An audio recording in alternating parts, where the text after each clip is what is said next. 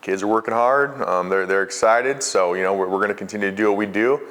You know, hopefully we have a great summer and we go into camp strong, ready to rock. And, you know, we're looking to hang another banner on the wall, get that number 10. So that's what going to be our goal regardless. Hey, you know, he's tough to replace. I mean, obviously he had a pretty phenomenal career, phenomenal season last year.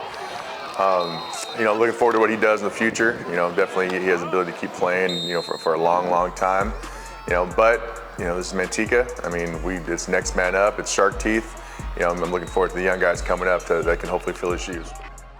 You know, some young guys got some good experience this year. Obviously, Mava, Nico, you know, they both got some backfield time as freshmen and sophomores, pretty impressive. Really good backs coming up from the JV level.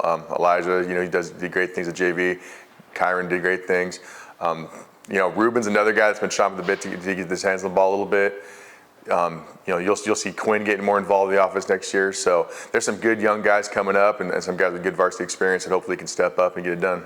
You know, we're gonna do what we do. I mean, it's funny, everybody's like, oh, Manteca doesn't throw the ball. Well, it wasn't too long ago where we had all section quarterbacks, Ryan Ward and Gino Campiotti, throwing for over 3,000 yards in a season. So, you know, we're gonna go to our strengths to have, like, maintain success and to win in the rain and win late in the year. I mean, you got to be able to run the ball. So that's always something that we're going to take pride in and make sure that we're successful at.